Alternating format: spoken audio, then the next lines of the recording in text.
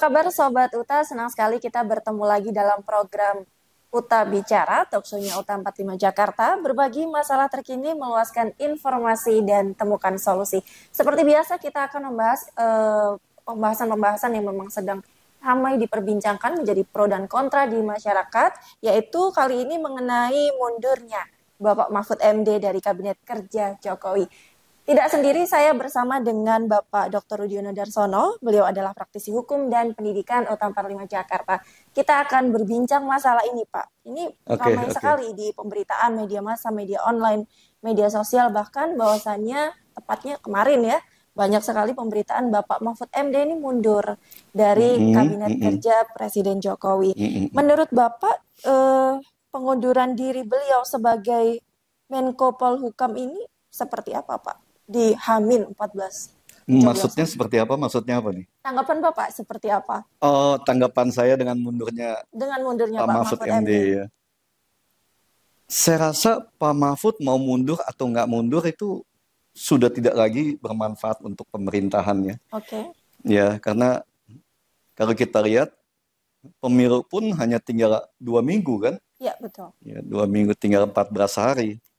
Jadi mundur atau tidak mundurnya Pak Mahfud pun hanya masalah kenyamanan mungkin di sini ya. Oke. Saya rasa kita nggak usah ngomong masalah etika. Kalau etika itu jauh-jauh pasti sudah dilakukan tindakan itu ya. Jadi kalau dibilang selama ini kan mundur menunggu waktu yang tepat gitu kan. Saya rasa kalau kita bicara etika dan moralitas, kita sudah tidak cocok sesuatu. Kalau kita masih mempunyai etika dan moralitas yang baik, kita nggak pernah berpikir tentang kapan saya harus mundur. Kalau kita tidak cocok dan kita tidak merasa tidak mampu menjalankan kewajiban kita, saya rasa di situ kita sudah mengambil satu keputusan tentang etika dan moralitas itu. Ya. Jadi kalau sekarang tinggal 2 minggu ini, saya rasa ya tetap bagus. Dalam arti ya tidak menjadi juga beban untuk pemerintah kan. Ya, karena suka nggak suka ini kan Mahfud bertentangan dengan pemerintahan yang ada saat ini, di mana sebenarnya dia pun ada di sana gitu selama ini kan. Ya. Jadi bagusnya juga, malah harusnya ya. Kalau kita ngomong tentang etika politik yang masih ada, kalau masih ada namanya etika politik ya. Tetapi saya rasa etika politik juga nggak usah dibicarakan lah, udah nggak ada etikanya juga kan. Semua yang berseberangan dengan pemerintah itu harusnya begitu dimulainya masa kampanye dan dia tahu dia bertentangan dengan pemerintah, dia harus bisa sadar bahwa kalau terus dia tidak mundur, dia terus di sana, dia akan menjadi beban untuk pemerintah dan yang pasti akan menjadi beban untuk bangsa dan negara ini. Ya. Jadi nggak usah sampai seperti ada isu-isu bahwa orang-orang ini atau sebagian orang tertentu yang bertentangan atau berseberangan dengan pemerintahan Pak Jokowi itu tidak lagi diberikan kewenangannya sebagai menteri. Kan lebih nggak bagus ke sana kan. Ya. Saya pendapat seperti itu. Berarti tadi jika kita membahas etika juga disampaikan oleh Pak Mahfud MD, Pak, ketika beliau berkunjung ke Lampung bersama Mbak Yeni Wahid saat itu mengatakan bahwasannya kemundurannya ini juga ada mengatakan etika bernegara. Berarti menurut Bapak ini bukan etika bernegara, tapi bullshit strategi? Lah etika itu. Apakah ini strategi, Pak? Atau apa untuk menaikkan elektabilitas jelang 14 hari pencoblosan? Kalau saya nggak ada warna ya, saya nggak punya kepentingan apapun di politik. Saya hanya seorang akademisi, praktisi hukum. Saya sangat melihat di sini, jangan bicara masalah etika lagi lah. Nggak ada etika politik di sini. Ya, jangankan politik, etika diri sendiri pun sudah hampir habis ya. Ya, karena kalau kita ngomong etika dari jauh-jauh, kita tidak cocok dan kita tidak mampu menjalankan sesuatu tugas. Karena adanya satu hambatan A, B, dan C, kita sudah harus mundur di sana. Itu untuk membuktikan etika kita dan harga diri kita. Kalau kita masih punya harga diri. Ya. Kalau kita nggak punya etika dan nggak punya harga diri, ya udah ikutin aja. Yang penting saya berkuasa dan saya punya fasilitas. Kan itu. Karena kita nggak tahu juga masing-masing ini kerjanya apa. Selama ini kita lihat kan masalah hukum juga bobrok. Dan itu juga Pak Mahfud sampaikan kan, bahwa hukum Indonesia itu bobrok, bisa dibeli, dan semua tergantung keputusan dari mafia-mafia itu. Padahal harusnya Pak Mahfud sadar bahwa dia itu adalah orang nomor satu di bidang hukum. Oke. Ya, dia tuh Menko yang mengatur dan mengkoordinir tentang penerapan dan permasalahan hukum politik di Indonesia. Tapi apa hasilnya? Apa hasil koordinasi yang dijalankan Pak Mahfud? Itu aja ya. Jadi saya ingin supaya masalah ini terang benderang dan masyarakat juga mengetahui secara jelas ya, tidak sepotong-sepotong gitu kan. Oke. Karena banyak Pak di masyarakat yang menganggap bahwa oh ini strategi kampanye, oh ini upaya untuk menyindir menteri yang lainnya, Pak Menhan misalkan yang sekarang juga mencalonkan. Bagaimana tanggapan Bapak kalau soal sindir menyindir, benar tidak? Kalau strategi itu ya, strategi tentang tata bicara. Oke. Ya, kalau strategi pemenangan apa semua segala macam, saya rasa sudah waktunya sudah liwat ya, karena tinggal 2 minggu ini kan. 2 minggu kita ngomong voting voice itu ya, voting voter itu juga sudah nggak banyak ya. Untuk kesana, untuk merubah yang sudah punya pilihan juga tidak mudah, tidak gampang. Ya. Apalagi sekarang ini kan rakyat sudah cukup cerdas lah, walaupun SDM kita masih sangat kurang ya. Tapi dengan situasi yang ada, rakyat sudah cukup cerdas. Ya. Itu yang pertama. Yang kedua, kalau kita ngomong Menhan atau semua segala macam yang tadi saya sampaikan, ya, peraturan dan perundang-undangan tidak mengharuskan siapapun untuk mundur. Oke. Itu yang paling utama yang harus dipegang ya. Jadi boleh ya Pak? Ya, itu memang nggak ada masalah. Itu yang paling pertama. Yang kedua yang tidak diperbolehkan adalah menggunakan fasilitas negara. Oke. Hanya itu yang tidak dibolehkan. Ya. Kalau Menhan, ya, bukan saya bela Menhan, ini itu enggak ya. Yang tadi saya sampaikan, kalau kamu berseberangan dengan pemerintahan yang ada hari ini, ya, atau kamu masih menjabat di dalam, menceritakan kebobrokan di dalam, loh, kamu ini kan bagian dari kebobrokan itu sendiri kan. Tapi kalau Menhan saya lihat selama ini kan justru dia menganggap bahwa pemerintahan ini cukup baik. Ya, pemerintahan Pak Jokowi ini cukup baik. Makanya dia mau terus mendukung di sini. Ya, mendukung program-program dari Pak Jokowi supaya kesinambungannya ini pasti dan jelas gitu kan. Saya rasa ini aja yang harus dibedakan ya. Kalau kamu nggak cocok, berseberangan ideologi, berseberangan pilihan, jangan jadi orang munafik. Harus mau mundur. Suka nggak suka, jangan jadi orang munafik. Kamu nggak suka, tapi kamu masih terima fasilitas itu. Ini kan kalau kita ngomong pakai akal sehat ya, akademisi ya. Jadi nggak nyambung ini kan. Oke. Saya sendiri jadi aneh ini antara ucapan dan tindakan serta perbuatannya, jadi semuanya bertolak belakang gitu kan. Ini yang saya lihat ya. Dan ini kita sering diskusikan, bukan cuma saya. Jadi kalau kamu tanya, kita ada beberapa diskusi dengan sesama pimpinan Yayasan Pendidikan Tinggi ya. Kita ada satu perkumpulan kan. Kita selalu membicarakan tentang ini. Jadi kalau kita punya etika, moralitas, dan akhlak yang baik, dan harga diri terutama, kita pasti tidak mau menerima fasilitas dari sesuatu atau dari seseorang atau dari sebuah sistem yang kita tidak suka. Itu confirm. Oke. Jadi ada bagusnya Pak Mahfud MD mundur. Saya nggak mau itu bukan kewenangan saya untuk menilai lah ya. Itu kewenangan Pak Jokowi dan anggapan dari Pak Mahfud sendiri. Ya, kalau saya kan hanya menilai tentang situasi yang sebenarnya apa sih ini. Ya, tapi bagus tidak bagus itu kewenangan dari Pak Jokowi dan apa yang didapat oleh Pak Mahfud MD. Ya. Dengan mundurnya Pak Mahfud MD artinya posisi Menko Polhukam kosong. Meskipun nanti mungkin akan berubah ya Pak setelah ada presiden yang baru. Tapi untuk mengisi kekosongan ini menurut Bapak adakah sosok yang cocok untuk menggantikan beliau? Saya rasa banyak lah, Indonesia banyak orang hebat ya. Banyak orang hebat, orang pintar, dan banyak orang bersih. Yang berpikiran maju dan ingin mendukung bahwa negara ini bisa menjadi lebih baik. Terutama dalam pembenahan hukum. Karena Menko Polhukam itu sangat identik dengan pembenahan hukum di Indonesia. Yang hari ini hancur lebur hukum kita. Ya. Mahfud sendiri sebagai orang nomor satu itu membicarakan itu di media massa.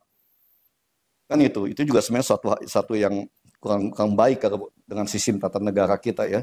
Tapi ada baiknya juga buat rakyat juga. Jadi kita tahu, oh ternyata ini yang ngomong orang dalam kan, orang nomor satu bidang hukum, ternyata dia pun nggak mampu berbuat apa-apa.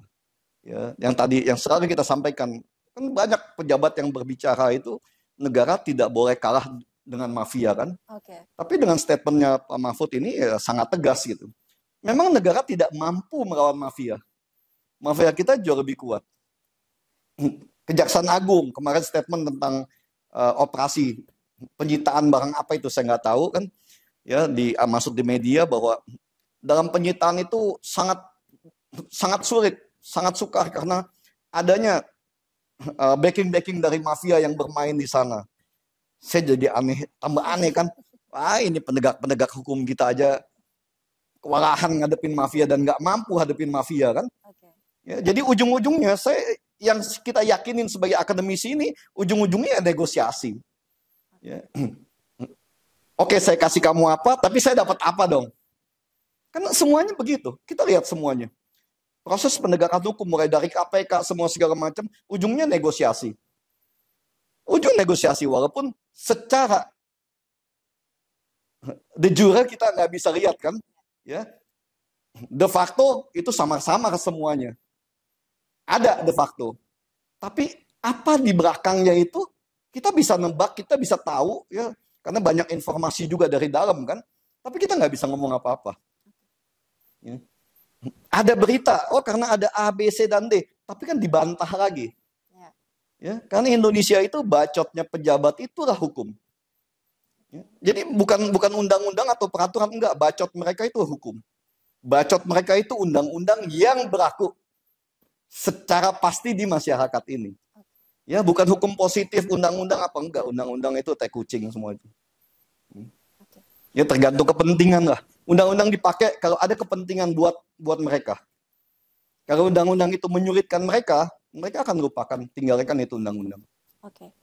Pak Rudi, tadi saya sempat terpikir ya, ini hanya asumsi saja, mungkin ini butuh pendapat Pak Rudi juga.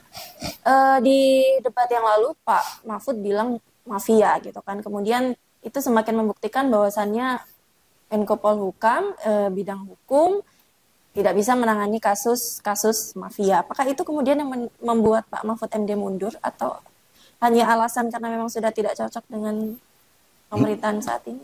Menurut saya memang Pak Mahfud tidak cocok untuk duduk sebagai seorang Menko Polhukam ya. Karena saya nggak tahu masalahnya di mana. Kalau soal keberanian, ya pasti nggak pas. Karena kalau keberanian pasti akan dilawan itu mafianya. Ya, jadi jangan dibilang, oh saya paling berani, saya lawan semua mafia. Nyatanya kok beliau yang mengatakan sendiri tidak bisa karena terlalu banyak mafia yang di belakangnya itu kan. Jadi hukum tidak bisa berjalan. Padahal beliau adalah salah satu dari petinggi hukum yang ada di Indonesia. Ya, dan di dalam koordinasi itu beliau adalah seorang nomor satu yang mengkoordinir hukum di Indonesia. Ya, saya rasa kalau masalah pengunduran dirinya itu, kalau memang bahwa masalah mafia dan dia tidak mampu sebagai seorang Menko Polhukam, sudah dari dulu-dulu dia mundur kan. Kalau secara moral dan etika ya, itu kan masalah harga diri. Kalau saya pandangannya itu karena dalam debat kemarin dengan Gibran itu kan ada sedikit bermasalah yang dianggap oleh Pak Mahfud itu pertanyaan Gibran adalah pertanyaan recehan. Ya, pertanyaan receh tentang greenflation kalau nggak salah kan. Ya di situ sangat terlihat Pak Mahfud terpancing emosinya di situ. Ya, karena dianggap mungkin saya nggak tahu, tapi kalau beliau tahu ya dijawab aja kan nggak ada masalah bahwa itu pertanyaan recehan. Ini debat loh. Debat itu adalah bagaimana menjatuhkan seseorang. Ya, dengan sebuah pertanyaan-pertanyaan yang bisa menyudutkan orang itu sendiri kan, itu debat. Ya, debat itu nggak ada receh, nggak ada senior junior dan nggak ada itu tentang apa orang tua dan anak muda. Nggak, itu anggapan orang bodoh itu ya. Kalau dianggap bahwa debat itu, oh ini kan tentang senioritas. Cuma saya agak bingung juga ya dengan masyarakat Indonesia hari ini ya. Kalau Gibran dengan Mahfud dianggap masalah senioritas, dianggap tengil, songong dan kurang ajar, Ya. saya jadi ingat tentang penilaian Ganjar dan Anies pada saat itu terhadap Pak Prabowo. Oke. Ya, tentang penilaian Ya. kinerja Pak Prabowo hari itu kan. Yang diberi angka. Ya, diberi angka. Saya kasih 5, saya kasih angka 11 dari 100. Itu kan juga sebuah penghinaan. Oke. Tapi nggak ada tuh media yang ngangkat itu. Oke. Kenapa kalau masalah Gibran bisa begini rame? Tentang pertanyaan loh ya, bukan penilaian. Kan dia nggak menilai bahwa Mahfud MD itu nilainya cuma 5 atau nilainya cuma 11 dari 100 dalam kinerja Mahfud MD sebagai seorang Menko Polhukam. Kan tidak di situ. Oke. Tapi tentang pertanyaan dan gimmick-gimmick yang dibuat kan, itu hanya strategi dalam debat ya. Ya itu yang harusnya tidak boleh dibawa ke dalam sebuah tindakan-tindakan yang memancing argumentasi di pihak luar ya. Tapi ini kan opini dibentuk begitu tinggi. Opini di sini ya, saya nggak bilang jahat karena ini kan opini ini saya yakin opini ini dibentukkan oleh masing-masing pendukung. Ya. Ya masing-masing paslon, pendukung paslon dan relawan paslon kan. Ya. Cuman yang tadi saya sampaikan itu, kenapa pada saat zaman Pak Prabowo diremehkan atau direcehkan oleh Anies Baswedan dan Ganjar tentang penilaian beliau sebagai Menhan, kok media adem ayem gitu kan? Oke. Nah, ini yang kadang-kadang nggak masuk dalam akal sehat saya sebagai seorang akademisi ya. Oke. Ya. Saya mau confirm Pak, berarti media yang dimaksud oleh Bapak adalah media massa? Kita kan tahu media hari ini dikuasai siapa kan kita tahu. Iya, betul. Ya, bahwa paslon mana yang menguasai kekuatan media pada hari ini, baik itu media konvensional maupun media online. Oke. Ya kita sangat tahu itulah. Ya kita nggak usah sebut itu deh. Oke, tapi itu menyalahi aturan kan Pak? Sudah dijelaskan juga dalam Undang-Undang Penyiaran bahwasanya media massa itu harus informatif, edukatif, kemudian ada sisi hiburannya dan juga kontrol sosial. Kalau misalkan media tidak menjalankan itu berarti tidak ada kontrol sosial. Kan tadi Pak Mahfud udah sampaikan, ya undang-undang apa yang berlaku untuk para mafia, undang-undang apa yang berlaku untuk seseorang yang mempunyai kekuatan sangat tinggi dan begitu kuat, ya menaruhkan cengkramannya di dalam pemerintahan dalam bidang hukum dan peradilan kan kita semua udah tahu, ya bahwa hukum dan peradilan kita sangat bobrok ini kan semua udah tahu, ya. Dan ini di bawah kontrolnya Pak Mahfud. Jadi kita jangan bicara tentang undang-undang lah kan. Ya, undang-undang itu yang saya sampaikan tadi kan tergantung siapa yang menggunakan undang-undang itu. Kalau untuk masyarakat udahlah, jangan bicara tentang undang-undang. Ya. Jadi masyarakat harus seperti apa, Pak? Sekarang ini mungkin tidak semua orang punya kemampuan untuk meliterasi mungkin ya. Media kan sekarang memang dikuasai oleh beberapa orang yang juga di partai politik gitu kan. Artinya di medianya juga pun akan terpengaruhi dengan apa pilihan dan juga konten-kontennya akan terpengaruhi gitu. Nah, bagaimana kemudian saran Pak Rudi untuk masyarakat untuk memilih media yang layak untuk mereka konsumsi? Karena begini Pak, kalau misalkan kita sering sekali nonton tayangan tentang pendukung paslon 2, kita akan secara otomatis terexposure dan mendukung 02 secara psikologi. Kemudian jika kita banyak nonton nih yang positif-positif tentang 03 misalkan, kita pasti akan secara otomatis, oh ya 03 yang benar, lainnya enggak. Nah itu seperti apa Pak?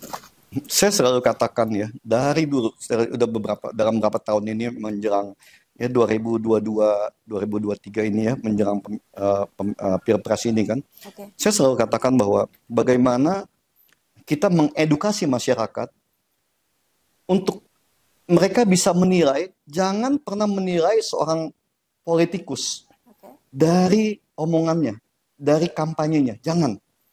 Karena kampanyenya itu pasti bohong. Ngomongannya pasti bohong. Ya, dan itu sudah dijelaskan. Politician sendiri tidak percaya dengan omongan dia. Makanya dia akan tambah heran kalau masyarakat bisa percaya omongan dia. Dan itu juga sempat diucapkan di dalam beberapa wawancara ya, terutama yang diwawancaranya Deddy Corbuzier kan. Ya, ditanya kepada salah satu paslon kan, tentang yang dijanjikan ini? Kan dijawab dengan tegas. Itu kan hanya bagian dari kampanye. Ya, jadi masa kampanye itu kan boleh janji. Terus kalau nanti tidak bisa ditepati, bagaimana janjinya? Kan dengan sangat mudah kita itu, atau politisi atau calonnya itu, yang kalau dia sudah jadi atau dia bagaimana kan, ya, dia nggak bisa tepatin janjinya, jawabannya tinggal gampang kan, ya janji lagi. Ya. Jadi kalau kita sudah berjanji tidak bisa kita tepati, kita ditanya diminta, ya kita janji lagi. Itu aja kan, janji nggak melanggar hukum. Ya, namanya juga orang berjanji kan, bisa dijalankan, bisa iya, bisa enggak. Kan itu aja. Ya. Jadi udahlah, dalami track recordnya. Masyarakat sekarang ini sudah punya gadget semuanya, terutama masyarakat yang mengenal paslon itu. Lihat track recordnya. Waktu kamu menjabat ini, kamu kerja apa? Waktu menjabat ini, kamu kerja apa? Kamu bisa kerja nggak? Kamu beres nggak kerjaan kamu? Terus bidang yang kamu jalani ini, benar nggak bisa lebih baik? Itu aja yang dilihat kan. Jadi jangan, udah nggak usah dengar bacot-bacotnya itu, ya nggak usah didengar. Kampanye itu kan cuma bohong aja. Ya, lihat aja track recordnya, karena udah kebanyakan bohong. Ya, dan media pun tadi kita sampaikan, baca untuk pengetahuan atau untuk, ya, mungkin bukan untuk pengetahuan juga ya. Pilih-pilihlah mana yang kalian boleh dengar, mana yang kalian cukup jadikan entertain lah ya, untuk kamu asal ketawa-ketawa. Ya, jadi nggak usah terlalu diperhatikan juga kampanye itu, nggak, itu udah boleh kita ngomong mungkin 99% bohong ya. Ya, jadi udah nggak usah, ini hanya menarik untuk orang-orang yang tidak mengerti. Itulah kenapa Indonesia yang saya selalu sampaikan, pembodohan, pemiskinan itu selalu dipelihara oleh negara. Ya, untuk digunakannya pada saat ini, pada saat kampanye, orang bodoh ini sangat gampang dikasih janji. Ya, yang tadi kita sampaikan, kalau janji nanti nggak ditepati bagaimana? Ya bikin janji lagi. Kan gampang. Di YouTube saya lihat satu persatu gitu kan. Ada yang mengatakan Uta All-in Prabowo. Apa iya Pak? Uta tidak memihak. Oke, Ya, tidak Uta memihak. tidak memihak, tapi Uta ingin memberikan edukasi yang benar. Oke. Ya, karena begini, Uta selalu mengajarkan tentang sistem dan tata cara pemerintahan yang baik, ya, sistem tata negara yang baik. Pemerintahan atau kekuasaan itu tidak boleh absolut, tidak boleh selamanya, dan harus ada batas waktu. Oke. Seperti ini ya, satu partai sudah menguasai 10 tahun, dia harus stop. Masyarakat harus tahu, harus stop. Kenapa harus stop? Karena harus ada evaluasi. Dalam 10 tahun ini, partai ini, penguasa ini, bagaimana kinerjanya? Apakah baik, apakah memperbaiki, apakah cukup, atau maling? Oke. Kan gitu. Ya, itu harus dievaluasi. Partai pemenang harus bisa mengevaluasi ini dan menjalankan sesuai dengan undang-undang. Oke. Itu yang kenapa saya bilang, bukan saya benci PDIP dan saya mau 02 yang naik, atau UTA. Enggak, bukan. Tapi memang itu harus sebuah keharusan. Seperti presiden kan. Pemilihan presiden itu hanya 2 kali. Oke, 10 tahun aja 2 kali. Ya, jadi sama. Partai pun tidak boleh berkuasa terus-menerus. Kalau dia berkuasa terus-menerus, kita akan masuk lagi ke lubang yang sama dengan Orde Baru, dan mungkin akan lebih dalam. Saya pastikan itu. Mungkin kita akan masuk ke dalam jurang kesengsaraan bangsa ini lebih dalam. Kalau tidak ada pembatasan konstitusi. Kalau konstitusi tidak ada, ya kita harus mengedukasi masyarakat. Tidak boleh ada kekuasaan absolut. Absolut tend to corrupt. Ya. Jadi nggak boleh itu. Jadi absolute power, kekuatan yang sangat lama, sangat tinggi, itu pasti korupsi. Itu yang harus masyarakat tahu. Oke, jadi tidak memihak manapun ya Pak, hanya pure untuk memberikan edukasi. Ya, kita hanya mengedukasi dan kita hanya meluruskan kalau ada satu paslon-paslon yang berkata bohong dan kita tahu itu. Oke. Ya, kita akan mengedukasi dalam arti jangan sampai masyarakat juga yang tidak mengetahui ini dibohongin juga gitu kan. Itu kewajiban kita sebagai seorang akademisi ya, sebagai seorang pendidik itu ya kita tahu pasti akan banyak hujatan, banyak orang yang menggugat benci ini dan itu. Nggak apa-apa. Oh, kita berbuat untuk Indonesia. Oke. ya untuk masa depan bangsa ini. Kita mau NKRI tetap terjaga. Ya. Oke. Oke, terima kasih Pak Rudi. Baik, Pak Rudi, menarik sekali pembicaraan kita pada kesempatan kali ini. Tentunya nanti kita akan bahas-bahas lagi tema-tema yang menarik untuk mengedukasi masyarakat. Oke. Pak Rudi, terima kasih banyak atas Oke, waktunya. makasih ya. Terima kasih Pak. Sobat Uta, terima kasih juga atas kebersamaan Anda. Jangan lupa untuk terus saksikan program Uta Bicara, talkshow-nya Uta 45 Jakarta, berbagi masalah terkini, meluaskan informasi, dan temukan solusi. Sampai jumpa.